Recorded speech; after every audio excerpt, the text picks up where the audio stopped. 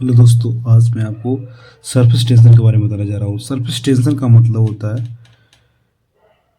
वैसा गुण द्रवों में जो अपना खिंचाव को जो है ज़्यादा लाकर क्षेत्रफल को कम करना चाहता हो, यानी अपनी ओर समेटना चाहता हो।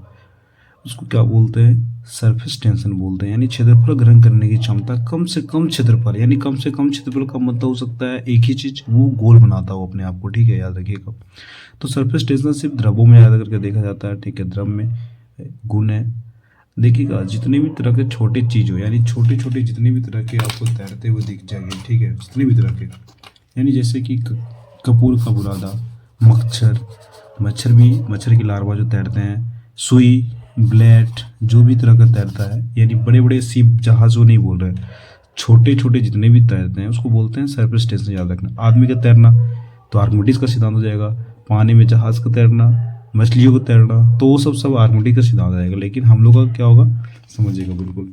कपूर का बुरादा, मच्छर, सुई, ब्लेड, ये सब क्या है? ये सब सरफेस टेंशन के कारण होता है। ठीक है, क्यों? क्योंकि क्या होता है, खिंचाव क्या कर सकता है, खिंचाव को जितना ज़्यादा करे और क्षेत्रफल क्या करे, जितना भी कम कर सके। कितना कर सके? पूरा कम कर सके। याद रखिए बिल्कुल। ठीक है, दोनों में मेन रूप से ये अंतर होता है। ठीक है, याद रखिएगा। आगे समझना है क्या है सरफेस टेंशन का फॉर्मूला क्या होता है? बल बटा क्षेत्रफल। यानी कि बल को हम अगर लंबाई से भगा देते हैं तो क्या निकलता है? सरफेस टेंशन निकलता है। ठीक है, इसका ऐसा मात्रक न्यूटन पर मीटर होता है, एक जूल पर मीटर स्क्वायर होता है। जूल पर मीटर स्क्वायर कैसा होता है, देखिए समझिए। यहाँ पर न्यूटन को हम बल को जो है, बल को और क्या लिख सकते हैं? तो बल को लिख सकते हैं कार्य बटा क्या लिख सकते हैं, जल्दी बोलिए। तो कार्य बटा लिख सकते हैं विस्थापन, यानी इसको यस से करेंगे। और एक लंबाई लिखा हुआ नीचे है, ऑलरेडी लिखा हुआ लंबाई। अब देखिए कार्य कैसा है, मात्रक होता है जूल। ठीक है, याद रखिएगा। और ये विस्थापन का मात्रक लंबाई, इसका भी लंबाई, तो हो गया एरिया स्क्वायर यानी मीटर स्क्वायर हो जाएगा। तो कंफर्म रखिए, ऐसे निकलता है। ठीक है, तो दो जो मात्रक होता है इसको पढ़ने की जरूरत बहुत इंपॉर्टेंट है। ठीक है, तो या जूल मीटर स्क्वायर बोले या न्यूटन मीटर स्क्वायर बोले, किसका मात्रक है? तो पृष्ठ तनाव का मात्रक है। ठीक है, आगे चलते हैं।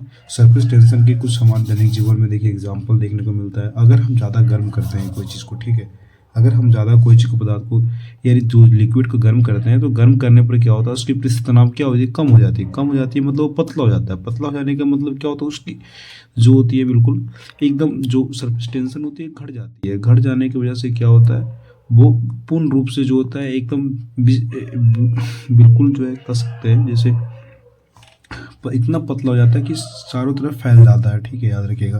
और ठंडा होने पर वही चीज़ क्या होती है, बढ़ जाती है। ठंडा होने पर यानी किसी चीज़ को ठंडा करेंगे तो उसकी पिस्तनाव बढ़ जाएगी यानी गाढ़ा हो जाएगा। ठीक है, जैसे आप सिंपल सी बात समझिए बढ़िया से। जैसे आप दूध है तो दूध को गर्म करते हैं तो ऊपर देखिए ठंडा करने पर उसके ऊपर मलाई जम जाती है पूरा एकदम। उससे पिस्तनाव इतना हो जाता है कि आपका अंगुली भी उसमें दबाइएगा तो उसमें दब जाएगा, लेकिन वो पूरा अंदर नहीं जाएगा। ठीक है, इतना काफ़ी वो घना हो जाता है। तो याद रखिएगा, जब भी टेम्परेचर बढ़ाएंगे तो गर्म करेंगे तो क्या होगा, पीस तनाव कमेगा, और ठंडा करेंगे तो बढ़ जाएगा। ठीक है, इसका मतलब है पतला और गाढ़ा होना। अच्छा, उसके बाद देखिएगा, कम घनत्व वाली वस्तुओं को मिलने पर, याद रखिएगा बिल्कुल, कम घनत्व वाली वस्तुओं को मिलाने पर क्या होता है, द्रव पतला हो जाता है। जैसे तेल और पानी में, समझिएगा बिल्कुल क्या हो जाएगा।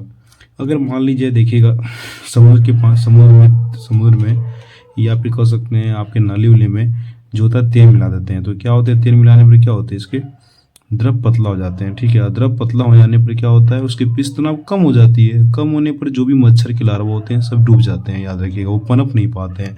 वैसे ही हम क्या देखते हैं, तो जब देखते हैं आपका बहुत समुद्र में जैसे बहुत बड़े लहरें उठती है, तो लहरें उठने के कारण क्या होता है, उसमें तेल दे दिया जाता है, यानी कि आपका मिट्टी का तेल दिया जाता है ताकि वो लहर क्या हो जाए, कम हो जाए। तो ऐसे में क्या होता है, कहने का मतलब इस तनाव का ही एक उदाहरण है, यानी उसके कह सकते हैं इस तनाव को कम कर दिया जाता है। अच्छा, जब इलेक्ट्रिक प्रवाहित किया जाता है कोई भी द्रव में, लिक्विड द्रव जो भी हो, तो उसमें क्या होता है, वो भी पतला हो जाता है। कहने का मतलब है वो जब आयनीकृत होता है तो उसका पृष्ठ तनाव घट जाता है। ठीक है, याद रखिएगा बिल्कुल। उसके बाद देखिएगा आगे, ताप बढ़ने पर क्या होता है, तो ताप बढ़ने पर बिल्कुल याद रखिएगा, ताप बढ़ने पर क्या होता है, द्रव पतला हो जाता है, स्वाद बढ़ जाएगा, और कपड़ा जो भी है गर्म पानी में जल्दी कपड़ा साफ होगा। क्यों होगा? क्योंकि वो पूर्ण रूप से जो होता है उसके एक एक कण में, कपड़े के एक एक कण में चले जाते हैं। ठीक है, क्योंकि इस तरह उतना होता नहीं तो वो गोल बना नहीं पाता, इसलिए पूरे कपड़े में सही ढंग से क्या होते हैं, वो पूरे कपड़े में सही ढंग से क्या होते हैं, साफ हो जाते हैं। ठीक है, तो द्रव का पतला हो जाता है तो पूरे जैसे कि जो भी स्वाद कलियाँ होती हैं हमारे जिम में वो पूर्ण रूप से क्या होती है, वो चारों तरफ लिपटा जाती है। ठीक है, इसलिए स्वाद क्या लगता है, अच्छा लगता है। याद रखिएगा, वही ठंडा खाने पर क्या होता है, उसकी पिस्तना बढ़ जाती है, जिससे स्वाद कलियाँ जो जितनी छोटे छोटे होते हैं उसमें नहीं समा पाती, इसलिए उसके स्वाद को पता नहीं लग पाता। ठीक है, तो ये सरफेस टेंशन का कारण है बिल्कुल। उसके बाद समझिएगा सरफेस टेंशन का कारण बहुत सारी चीज़ों को देखिएगा, एग्जाम्पल है, देखिए क्या क्या है, देखिएगा बिल्कुल सरफेस टेंशन का, देखिए बहुत सारे एग्जाम्पल। शेविंग ब्रश को जल से निकालने पर सड़ जाना। आप सिंपल सी बात समझिएगा, आप ही जब नहाते हैं आप लोग तो क्या होता है, बाल पूरे पूरे सड़ जाते हैं। जैसे जितने बाल तो आपके जब सूखने के बाद दिखते हैं उतने नहीं दिख पाते, क्योंकि एक दूसरे से सड़ जाते हैं। ऐसा ही हम सब पेंट करते हैं तो पेंट में भी ब्रश एक दूसरे से चिपक जाती है। ऐसे ही जब हम क्या करते हैं, जब महिलाएं भी देखिए ज़्यादा करके बाल जो जिसमें में झाड़ती है तो उसमें पूरा सट जाता है बिल्कुल। ठीक है, तो ऐसे क्या होते हैं, एक तरफ जो होता है इसमें इस तरह का गुण है जो अपने आप को क्या करता है, समेट के रखना चाहता है। ऐसे में जो भी चीज़ आती है वो समटा जाती है उसके साथ। ठीक है, याद रखिएगा। उसके बाद देखिएगा द्रवों के फुराने शीतलन होने के कारण होता है। अब देखिए सिंपल सी बात है, आप जितने भी देखिएगा आप स्प्रे जो भी मशीन होते हैं उसमें देखिएगा आपको ठंडा ठंडा निकलेगा, बिल्कुल पूरा ठंडा। जब छिटाएगा आपके यहाँ तो पूरा ठंडा ठंडा निकलेगा। ठीक है, निकलने क्या कारण है, वो ठंडा इसलिए हो जाता है क्योंकि वो द्रव गाढ़ा हो जाता है। ठीक है, याद रखिएगा। फिर तनाव उसकी क्या होती है, बढ़ जाती है बिल्कुल, इसलिए वो शीतलन होने का सबसे बड़ा रीज़न है। ठीक है, स्प्रे वगैरह आप मारते होंगे तो ठंडा लगता होगा आपको, देखेंगे।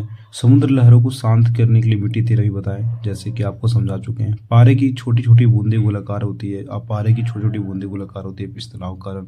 अच्छा, साबुन डिटर्जेंट आदि घोल के बड़े बड़े बुलबुले होना या फिर उसमें पूर्ण रूप से साफ होना। ठीक है, वो भी समझ लिया, वो मिसल का निर्माण करता है इसलिए बड़े बड़े बुलबुले होते हैं। अब आइए ससंजक बल, असंजक बल समझिएगा। ससंजक बल का मतलब होता है कोहेसिव, और असंजक का मतलब एडहेसिव। आप जितने भी दो समान अणुओं के बीच, यानी समान अणुओं के बीच लगने वाले जो भी, यानी जो भी द्रव है, द्रव में कौन सा बल लगेगा, तो समान आयु के जो भी चीजें होंगी। ठीक है, एक द्रव के अंदर ससंजक बल ही लगते हैं। ठीक है, जल के अंदर, याद रखिएगा। ठीक है, और याद रखिएगा ससंजक बल सबसे अधिक किसका होता है, तो ठोस का होता है। ठीक है, किसका होता है, ठोस का होता है। सिर्फ उसके बाद द्रव, उसके बाद गैस। ठीक है, याद रखिएगा, बिल्कुल बिल्कुल सही है। ये नहीं कह सकते ससंजक बल का मतलब होता है समान अणुओं के बीच लगने वाला बल। ठीक है, उसका एग्जाम्पल बताएंगे हम, कोई बड़ी चीज नहीं है। जैसे जल में जल का मिलना क्या ससंजक बल का कारण है। ठीक है, कोई भी तरह का लिक्विड मिला देते हैं तो क्या होता है। ठीक है, बिल्कुल याद रखिएगा। उसके बाद देखिए समझिएगा संजक बल क्या है। असंजक बल विभिन्न अणुओं के बीच में। ठीक है, विभिन्न अणुओं के बीच के मतलब लगने वाला बल। अब आप ही सिंपल सी बात, जब हम मार्कर चला रहे हैं तो ये कागज है और कागज के बीच में हमारा क्या है, एक कलर है। तो कलर के बीच में देखिए दोनों के बीच में क्या होता है, जब ऐसा लगता है तो दोनों देखिए लिखा आ रहा है कि नहीं, तो असंजक बल के कारण लिख रहा है। पेन और पेपर का यूज करते हैं तो असंजक बल, मार्कर का यूज करते हैं बोर्ड में तो असंजक बल का, पानी को जब कपड़ा में यूज करते हैं तो कैसे साफ हो जाता है, असंजक बल के कारण। अच्छा, कांच को कौन आप भिगो सकता है, यानी कह सकते हैं। ठीक है, तो कौन, एचएल, हाइड्रोफ्लोरिक, ठीक है, एसिड, याद रखिएगा। वही कांच क्या कर सकता है, अच्छी कर सकता है। ठीक है, बिल्कुल याद रखिएगा। हम उस पर लिख सकते हैं यस के कारण, और बाकी किसी से नहीं लिखा सकता है। उसके बाद समझिएगा क्या है, देखिए अब पढ़ना है angle of contract. Angle of contract का मतलब होता है नभचंद्रक। ठीक है, मिनिस्कस। अब मिनिस्कस पढ़ते क्यों है, देखिए समझिए बिल्कुल बढ़िया से। मिनिस्कस इसलिए पढ़ा जाता है, समझा जाता है, क्योंकि जिसका मिनिस्कस कितना ज़्यादा होता है, कम होता है, यानी कहने का मतलब होता है अगर जिसका ज़्यादा पिच तनाव होता है, कहने का मतलब है जो ज़्यादा पिच तनाव हो तो वो अपने समेट के रखता है, जो कम रहता है वो, यानी कि दो तरह का आप देखिएगा शेप बनेगा, उत्तल बनेगा, एक अवतल बनेगा। एक उत्तल अवतल देखिए, एक तरफ बाहर में थोड़ा सा एग्जाम्पल हम आपको देके समझाते हैं यहाँ पर। ठीक है, बिल्कुल समझ में आ जाएगा आपको।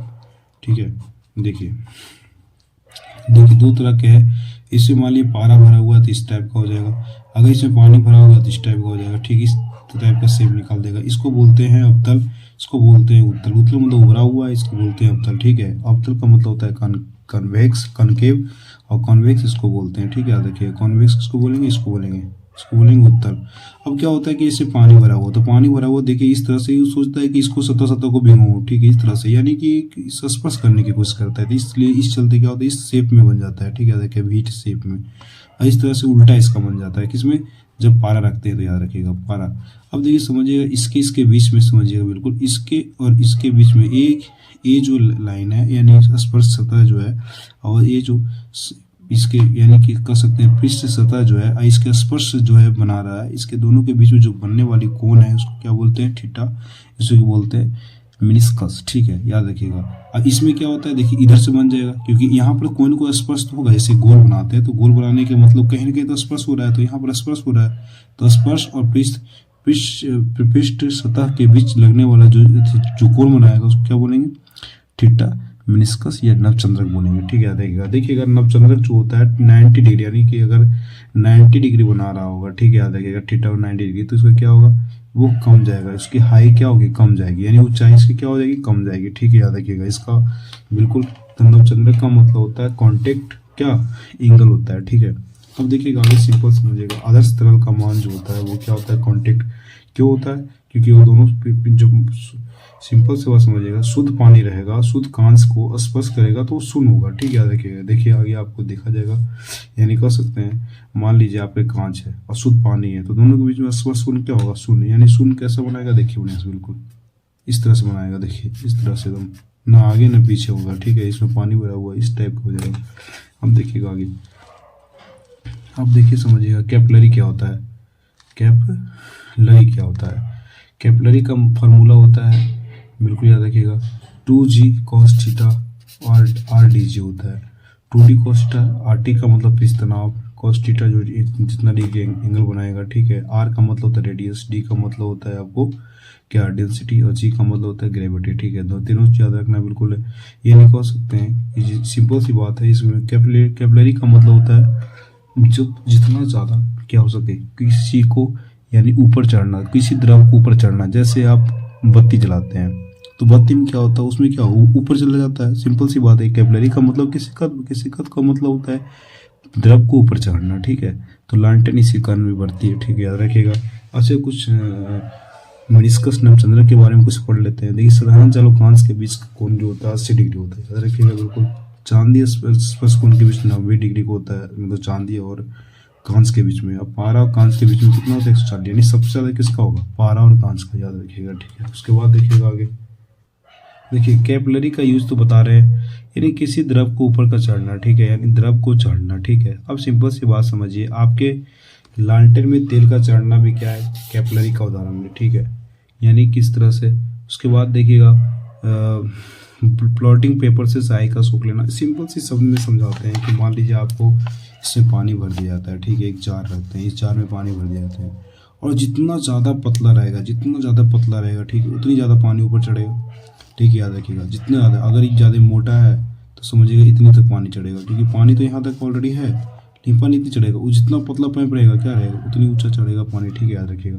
तो ऐसे अवस्था में क्या बोलते हैं, उसको कैपिलरी बोलते हैं, ठीक है। इस तरह से जब आप जो आपके यहाँ जो लालटेन होता है, कहने का मतलब जो उसमें से इतनी पतली पतली कृष्णरेखाएं होती है जो आराम से नीचे से ऊपर सतह पर चली जाती है, ठीक है, और जाके क्या होती है, वो आग जलाने में सहायता प्रदान करती है। तो चलिए आज विस्कोसिटी के कांसेप्ट को समझते हैं, अर्थात श्यानता क्या है इसके बारे में चर्चा करते हैं। और ये हमारे पास दो लिक्विड है, आप देख सकते हैं।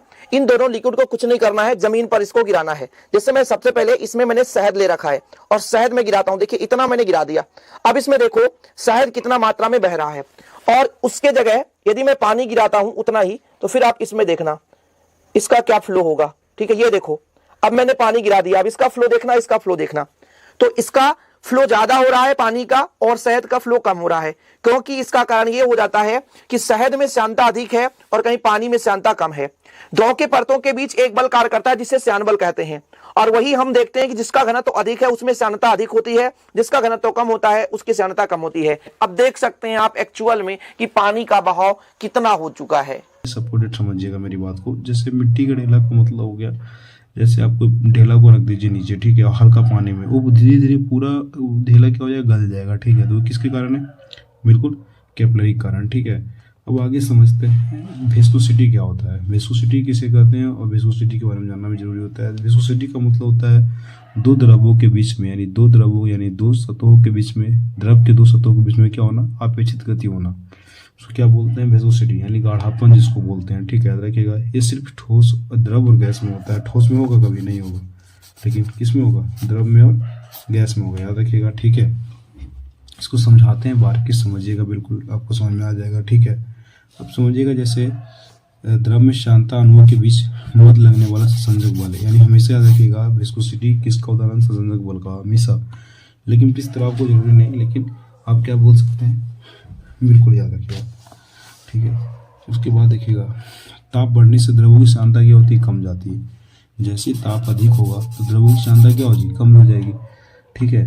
और जबकि गैस में उल्टा होता है, गैस में सांद्रता बढ़ जाती है, ठीक है, याद रखिएगा। जैसे अब बात आप सिंपल से इसका समझिए, जब गैस में सांद्रता बढ़ जाएगी ताप के बढ़ने पर, तो क्या होता है, बादल के जो कण होते हैं धीरे धीरे नीचे आ जाते हैं, मतलब धीरे धीरे नीचे चले जाते हैं, ठीक है, याद रखिएगा बिल्कुल। ये भी किसका उदाहरण है, तो ये आपका विस्कोसिटी का उदाहरण है।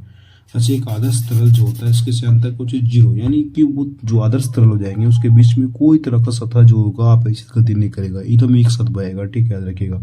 इसका एग्जाम्पल समझाते हैं। जब नली में कोई तरह का आप जब खेत पटाते होंगे तो उसमें देखिएगा ना, उसके अंदर एक खेर चाहे कुछ डाल दीजिए, देखिए वो अलग गति चलेगा, ऊपर अलग गति चलेगा, ऊपर थोड़ा तेज चलेगा, नीचे थोड़ा धीरे धीरे चलेगा, ठीक है। ऐसे नहीं समझते हैं, समझाते हैं, फिर समझिएगा। मान लीजिए एक तरफ पानी को बहा दीजिए, एक तरफ शहद को बहा दीजिए। तो चलिए आज विस्कोसिटी के कंसेप्ट को समझते हैं, अर्थात श्यानता क्या है इसके बारे में चर्चा करते हैं। और ये हमारे पास दो लिक्विड है, आप देख सकते हैं। इन दोनों लिक्विड को कुछ नहीं करना है, जमीन पर इसको गिराना है। जिससे मैं सबसे पहले इसमें मैंने शहद ले रखा है और शहद में गिराता हूँ। देखिए इतना मैंने गिरा दिया। अब इसमें देखो शहद कितना मात्रा में बह रहा है, और उसके जगह यदि मैं पानी गिराता हूँ उतना ही, तो फिर आप इसमें देखना इसका क्या फ्लो होगा, ठीक है। ये देखो अब मैंने पानी गिरा दिया, अब इसका फ्लो देखना, इसका फ्लो देखना। तो इसका फ्लो ज्यादा हो रहा है पानी का, और शहद का फ्लो कम हो रहा है, क्योंकि इसका कारण ये हो जाता है कि शहद में श्यानता अधिक है और कहीं पानी में श्यानता कम है। आसानी से हम क्या कर सकते हैं, दौड़ पाते हैं, ठीक है, याद रखिएगा। और जितना ज्यादा घनत्व उतनी ज्यादा श्यानता, ठीक है, जो अभी आपको एग्जाम्पल में बताया गया है। अब देखिए आगे क्रांतिक वेग क्या होता है। क्रांतिक वेग का मतलब तरल के कण का वेग निश्चित मान होता है, ठीक है, एक निश्चित मान होता है। अगर कम हो गया तो उसको धारा रेखीय वेग कहेंगे, और ज्यादा हो जाएगा तो विक्षुब्ध गति का है। मान लीजिए हल्का सा भी हिल जाएगा, यानी इस तरह से एंगल पर रख दिया जाए इसको, ठीक है, किसी भी तरह के एंगल को, यानी क्रिटिकल कंडीशन हो गया, मतलब हल्का सा अगर हिल जाएगा समझिए गिर जाएगा। तो ऐसे में क्रिटिकल कंडीशन मतलब थोड़ा सा हिलेगा, थोड़ा सा ज़्यादा झुकेगा, चाहे थोड़ा ज़्यादा खड़ी हो जाएगा, तो क्या होगा, ऐसे स्थिति में गिर जाएगा। क्रिटिकल का मतलब होता है आप अगर थोड़ा सा पीछे आइएगा चाहे आगे जाइएगा तो समझिए उस स्थिति में आपको नुकसान पहुँचने वाला, मतलब वो क्रिटिकल कंडीशन है, ठीक है। तो ऐसे स्थिति में क्रिटिकल कंडीशन का मतलब समझ में आ जाएगा बिल्कुल, ठीक है। जैसे लावा में ज़्यादा होता है, लावा मतलब जो आपको अतिश निकलता है, क्या बोलते हैं उसको, ज्वालामुखी से निकलने वाले लावे जो होते हैं क्या होते हैं, ज़्यादा जो क्रांतिक वेग जो होता है वो ज़्यादा होता है, ठीक है, याद रखिए। उसके बाद देखिएगा पर बर्नौली प्रमेय क्या, बर्नौली प्रमेय से आज समझिएगा, बर्नौली प्रमेय तीन चीज़ समझिएगा। ऊर्जा संरक्षण का सिद्धांत भी कहा जाता है, ऊर्जा संरक्षण के सिद्धांत ये तीन चीज़ पे कार्य करता है, mgh 2mv², यानी गतिज ऊर्जा, स्थितिज ऊर्जा और दाब ऊर्जा, ठीक है। अब समझिएगा ऊर्जा संरक्षण का सिद्धांत होता क्या है। सबसे पहले छोटा सा एकदम तो छोटा सा एग्जांपल में समझिएगा, ऐसे समझ में आ जाएगा आपको। मान लीजिए कोई तरह के, मान लीजिए ये है, ठीक है, टावर है, इस तरह से टावर बनाया जा रहा है, ठीक है, इस तरह से मान लीजिए निर्माण किया गया है, ठीक है। अब यहाँ पर कोई आदमी मान लीजिए खड़ी है, ठीक है, खड़ी है। अच्छा बताइएगा ये जब खड़ी है तो इसकी mgh जो होगा ज़्यादा हो जाएगा, क्योंकि ऊंचाई जितनी ज़्यादा होगी, ठीक है, एच ज़्यादा है तो ऊंचाई ज़्यादा होगा, इसकी mgh तो ज़्यादा होगा। अब जैसे धीरे धीरे आएगा, ठीक है, याद रखिएगा, तो mgh एच कम जाएगा। जब ये एच कम जाएगा लेकिन भी क्या हो जाएगा, बढ़ जाएगी। तो ऐसे अवस्था में उन्होंने 2mv² जो होगा बराबर क्या हो जाएगा, बराबर क्या हो जाएगा, mgh। क्यों हो जाएगा, क्योंकि देखो ये भी बढ़ रहा है तो यहाँ एच कम रहा है, लेकिन दोनों क्या है, सेम ही है। तो धीरे धीरे जितना स्पीड आएगा, जितना नजदीक आएगा उसकी स्पीड कम जाएगी, और क्या होगी, ये ऊंचाई कम जाएगी। लेकिन ऊंचाई जो कम रही है तो वेग में बढ़ रही है, तो दोनों तो मान सेम है ना, गति ऊर्जा स्थिति ऊर्जा। तो जितना ज़्यादा नजदीक रहेगा उसकी गति ऊर्जा उतनी अधिक होगी। ऐसे स्थिति में उसको बोलते हैं ऊर्जा संरक्षण का, न लॉस हो रहा है न निर्माण हो रहा है, ठीक है, याद रखिएगा। तो बर्नौली का प्रमेय सिद्धांत देखिए, समझिएगा बढ़िया से क्या है।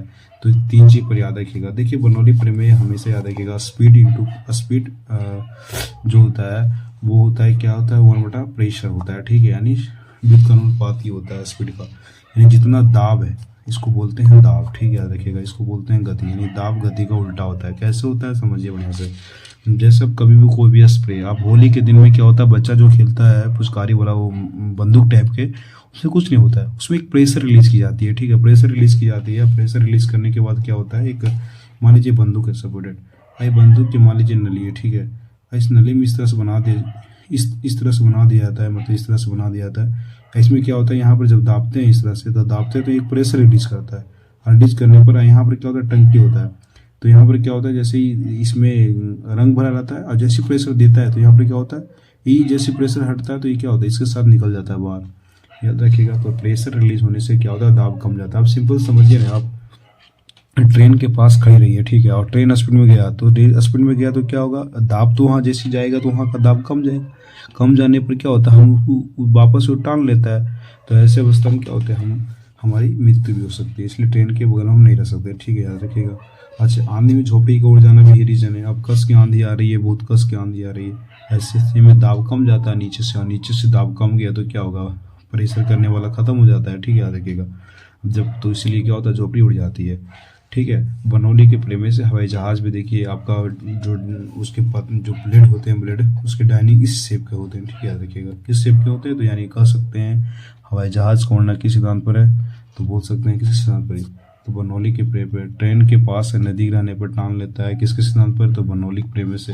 और टेनिस के बीच गुब्बारे का नाचना भी क्या है, टेनिस के जो बीच गुब्बारे पर नाच जाना किसके कारण है, तो वो किसके कारण है। मान लीजिए कोई गुब्बारा है और उसको आप ऊपर से गिर रहा है, ठीक है, पानी, मतलब जहाँ गुब्बारा निकलता है बहुत सारा पानी का बुलबुला, वहाँ पर देखिएगा कोई चीज़ फेंक दीजिएगा, टेनिस का बॉल वगैरह गेंद, तो वहाँ पर नाचने लगेगा। इसका रीजन क्या है, गति स्पीड है, गति स्पीड है तो उसके दाब कम जाएगी, इसलिए वहाँ नाचने लगता है, ठीक है, याद रखिएगा उनको।